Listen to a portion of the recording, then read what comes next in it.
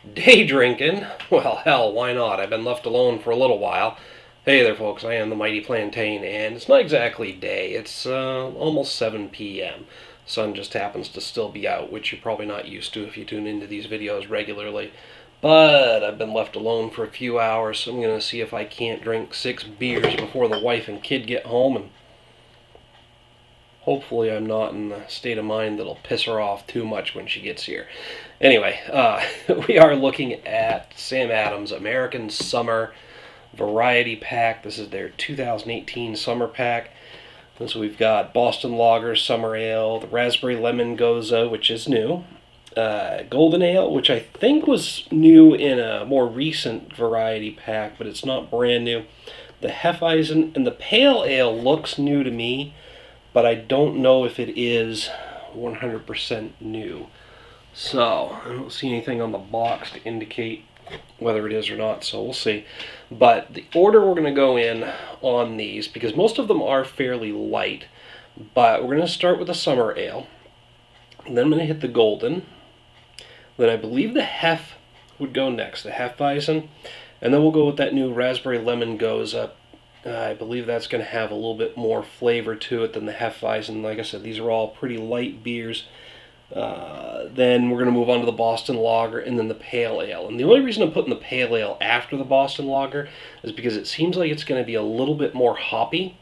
Other than that, the Boston Lager would seem to have more body and substance to it than some of these other lighter beers.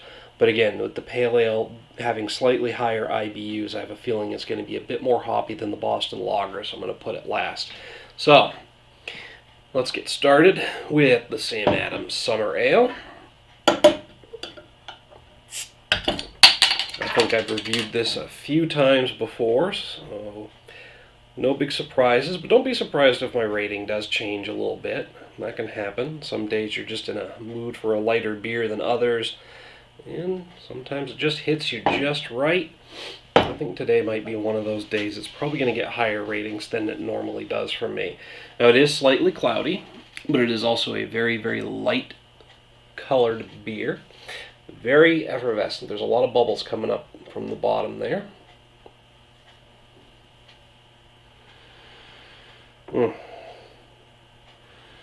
Just this crisp, overall beery aroma. It just smells like a nice, crisp, refreshing beer.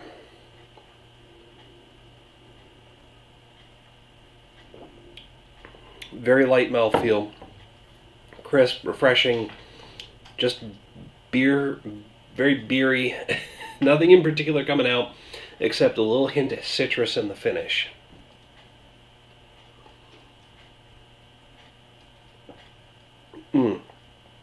So again, not a huge standout. There's a little bit of citrus in the finish, but it is one of those perfect, easy drinking beers on a hot summer day, or, you know, just in general, any day. But, you know, sitting around by the pool or anywhere in the sun, you can suck down a Bud Light, you can suck down a Miller Lite, you can suck down a Coors Light, you can probably put a ton of them away. Why not go with the Summer Ale and have something that's a little bit more smooth and refreshing? And again, that little hint of citrus in the finish just gives it something that slightly differentiates it from the others. And today I'm giving this a 4 out of 5. Like I said, I'm just in the mood for a nice, light, easy-going beer. I think I'd normally rate it closer to 3.5, just putting it slightly above average, but it's hitting me just right today. So I'm going to finish it up probably pretty quickly, based on how fast this one's going down, and like I said, how easy they are to drink. I'm going to move on to the next beer. Alright, so next up is the Sam Adams Golden Ale.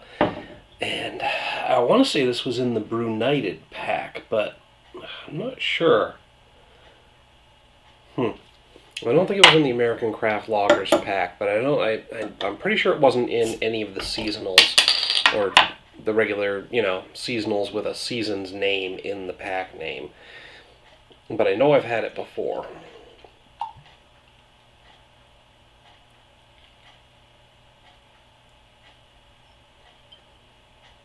There we are. That one's actually a lot clearer than the summer ale. It's got a little bit more color to it. It's got a little bit of a darker color, slightly copper hue, but mostly a pale yellow. Not as effervescent as the summer ale either.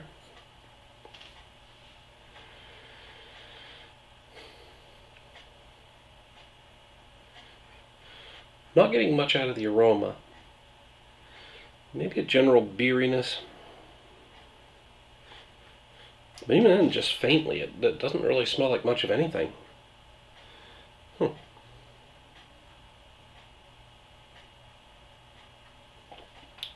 Another nice light mouthfeel beer. It's very crisp, very smooth, very refreshing. So again, it really belongs in that summer pack.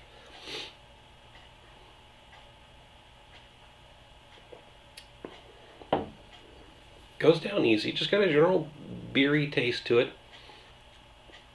Might be a hint of sweetness in the finish.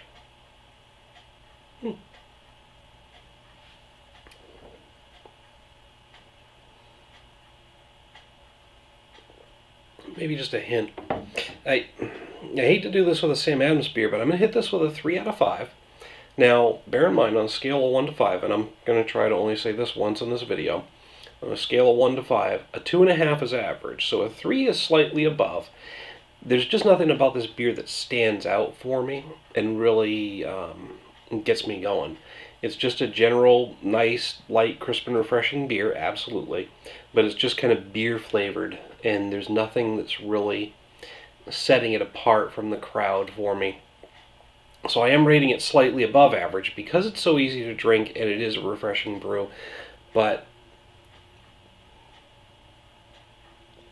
I just can't push it up to a 3.5 or anything higher.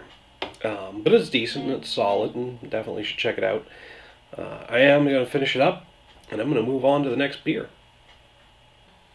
Alright, so next up is the Sam Adams Hefeweizen. Hefeweizen! That one's for Boosh.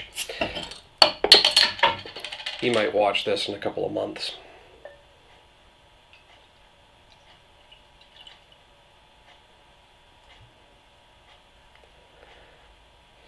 Ooh, I can smell it from here. It's got a nice, strong, grainy aroma, and there's honestly a little bit of sourness underlying it. I'm not sure. I'm trying to remember if the Hefeweizens are actually done with wild yeasts and that gives them that sourness or not, or if it's just in the aroma, but it is a cloudy wheat beer. It's got a nice, slightly orange hue to the overall yellowness of it. Slightly cloudy, a little bit effervescent, not a lot of bubbles coming up through. Mostly just a nice, strong, grainy, weedy aroma.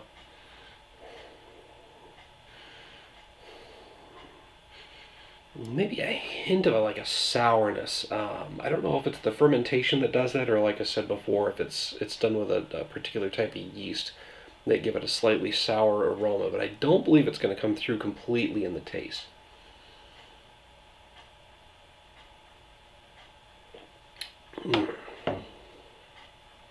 And yeah, there's no sourness really in the taste. Maybe a hint of it in the finish, which makes me think more that it is around or attributable to the yeast. Wow. Not even 3 beers in and I'm already stumbling over my words. That's not a good sign. But no, it's got a nice medium light mouthfeel. A little heavier than the others. And that cloudiness, I believe, is because it's slightly unfiltered. Doesn't really say. But it's definitely a very grainy brew. Very weedy. If it wasn't so light in mouthfeel, I'd say it's on the cusp of being a liquid cereal because of how weedy it is. But it doesn't quite have that body that would lend it to cereal in a bottle. But it does have that aspect of a nice weedy cereal. How many times can I say cereal here? But it's quite good. And again, another crisp and refreshing brew that goes down easy and smooth. It's got that nice kick of weediness that gives it some character. I'm going to hit this one with a 3.5 out of 5. Putting it just slightly above average, but a little bit. I'm enjoying it a little bit more than I did the golden ale. Because of the weediness, it does stand out a little bit more from the crowd for me. Whew, pardon. I mean, it's not necessarily a standout among Hefeweizens, but it is. Ooh, and again, excuse me. It is a nice standard for Hefeweizens because it is a very solid offering in the field. It just doesn't have any particular characteristics that distinguish it from other Hefeweizens other than being really well put together. But that's enough about that one. I'm going to finish it up, and we're going to check out that, the raspberry lemon gose. That should be interesting. Alright, so next up is the raspberry lemon gose. As far as I can tell, this is the only really new one in here. The pale ale might be new. I'm not 100% sure on that. But this is actually the second bottle of this that was in this pack. I had the 6 different varieties chilling in the fridge. My wife got a look at this one and said, oh, that looks good. Can I try it? Sure. I got another one going. Just don't drink the second one. And she kind of fell in love with this one. She was really thrilled about it. She was a little disappointed that it's only available in the variety pack. So maybe if we get some buzz going on this one, we will see it showing up by itself in the future. Who knows? Gose styles don't seem to be very popular, and I don't see them as much. Although they are gaining popularity, they tend to have a bit of sourness to them, and sour beers, are getting really popular, especially around things like Extreme Brewfest, Extreme Beer Fest. We went down to the one in Boston, Mass, and for the second time, we skipped a year. We went 2 years ago, and then just this last year. And this year was the second time we'd been, and both times sours were really, really popular. There were a lot of goses. As a matter of fact, Beer Meets Wood down in Portland, Maine had a lot of sours going into barrel aging or wood aging, which was really interesting. So sours are coming up. But yeah, that's a nice cloudy beer. It actually has a hint of pinkness to it. It looks like a pale yellow beer with a hint of pink that got washed out to the point where it's almost an orangish color. But that is definitely a subtle shade of pink in there, which probably has more to do with however they got the raspberry in. It says here it's ale brewed with raspberry and lemon, so I'm guessing it was full-on fruit, not juices or concentrates. So that's cool. Mildly effervescent, but quite cloudy.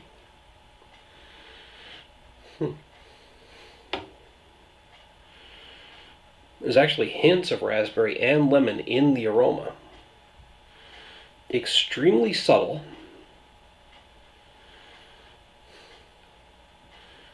But yeah, hints of raspberry and lemon in there.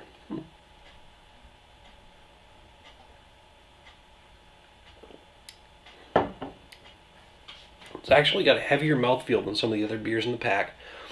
It's got a nice medium mouthfeel.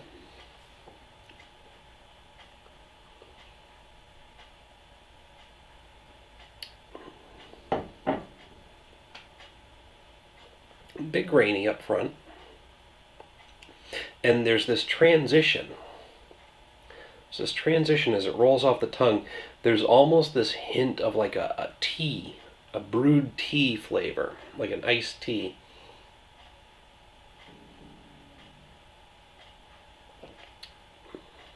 But then in the finish you get that slightly sweet and tart combination of the raspberry and lemon. It's pretty subtle, but it's there. And it's not bad. What's more interesting is that iced tea flavor that I'm getting from the transition as it rolls off the tongue before the fruit kicks in and you get that sour sweetness. And a bit of bitterness, tartness from the raspberry as well. Very interesting. Nice combination. I'm liking it. It's kind of a standout. So And you can see why the wife was impressed by it.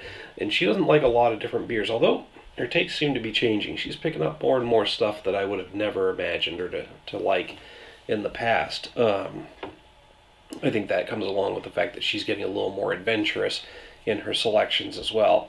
But that's a wholly different story. But yeah, this one's definitely unique and stand out. It's not quite blowing me away, but I am going to bring this up to a nice 4 out of 5 rating on the Raspberry Lemon Gose. So hopefully it shows up by itself in a 6-pack and maybe continues on and we see it again next year, because it's good, it's different, and it's interesting. And if the ladies are liking it, we definitely want to see more of it out there. But we don't want to have to buy the full 12-pack just to get 2 of them. So maybe we'll get lucky and we'll see it in a 6-pack at some point.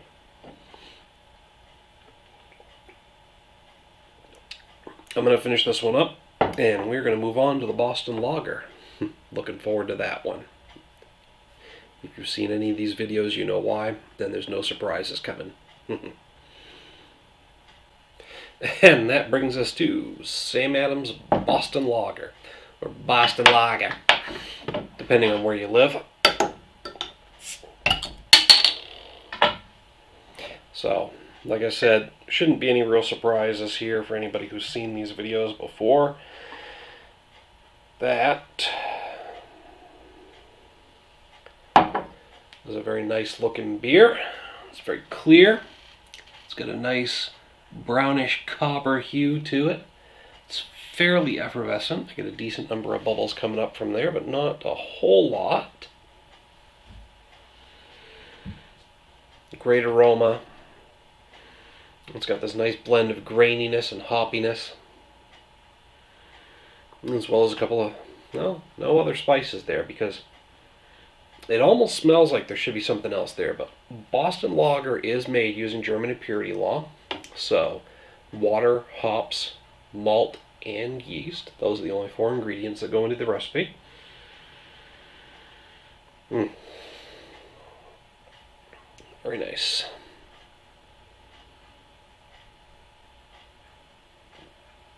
That nice medium-bodied mouthfeel. This great combination of the malt and hop blend. Again, there's no particular characteristic of this beer that makes you go wow. Nothing in particular that stands out and really impresses. But what gives it that wow factor for me is how well put together the beer is. And maybe this is just hearkening back to the days when I first discovered a beer that had decent flavor versus the Miller Lights and the Bud Lights and whatever was cheap and I could afford on my, well, college dropout salary. But overall, just perfectly blended, really well put together, excellent beer. Always a full 5 out of 5 from me. This is basically the quintessential beer, and it's a perfect combo, and it's a yardstick against which I measure many other beers. So I'm going to finish this one up. We will do the 6th and final Pale Ale. Alright, so we are up to the 6th and final. This is the Pale Ale. Now, I'm on the fence on this one. I'm pretty sure it's new to the pack, but I don't know, it seems familiar, and the fact of the matter is Pale Ale is a pretty generic description that I can't imagine Sam Adams hasn't put out a Pale Ale before, so I don't know. I'll have to look it up and see if it's new or not. They used to put new, or exclusive to this pack, but they don't anymore. I would have liked to at least seen a new label on it.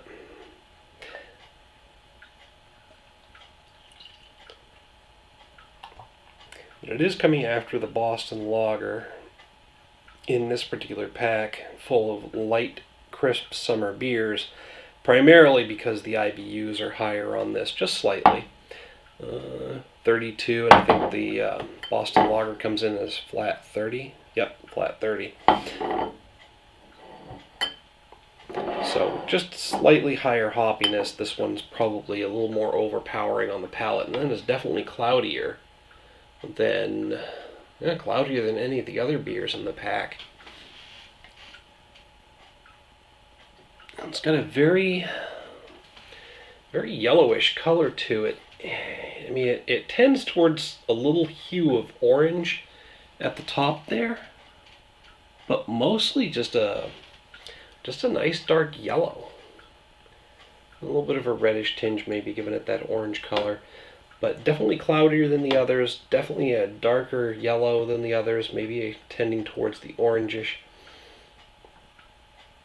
Slightly effervescent. There's a few bubbles coming up through there. I was able to put a better head on this one than the others, but I got a little more aggressive with the pour. After 5 beers, that's probably bound to happen.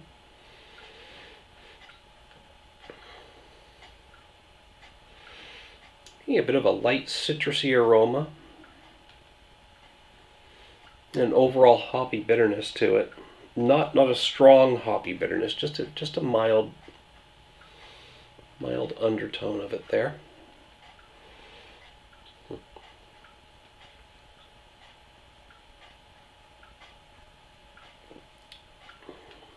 A nice medium mouthfeel.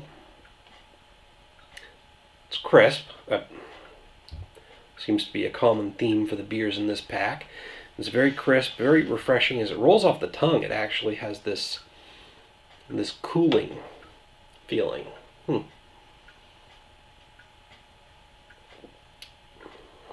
But up front, just another nice solid malt backbone beer, and it is mildly hoppy. A good solid hop kick in the finish. Primarily I'm picking up on pine. I am getting the citrus as well. They mentioned citrus, crisp ale with a bright citrus hop note. I'm getting pine primarily, but again, that's no surprise. I'm mostly keyed towards pine notes and hops. But I am getting this nice citrusy finish.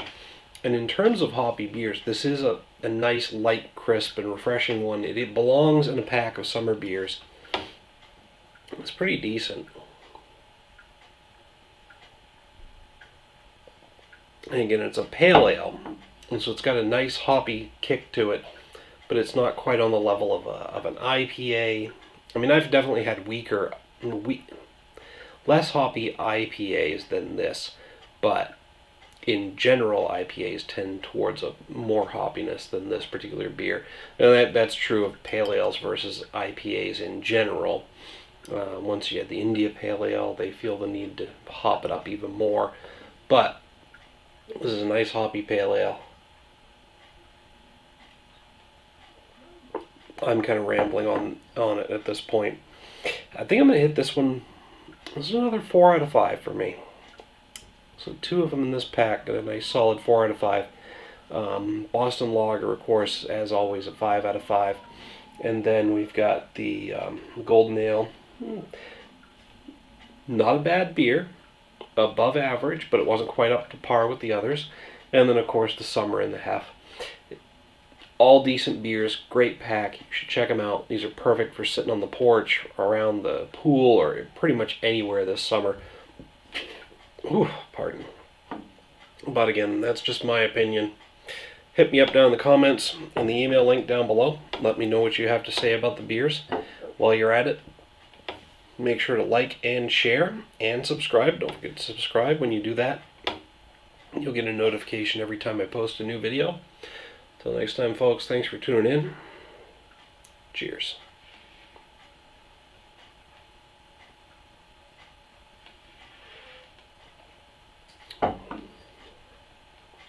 And TJ, I hope you found one of these by now. It's a pretty solid pack. I know that this is like the one time out of I don't know how many that I managed to grab the Sammy seasonal before it showed up at your stores.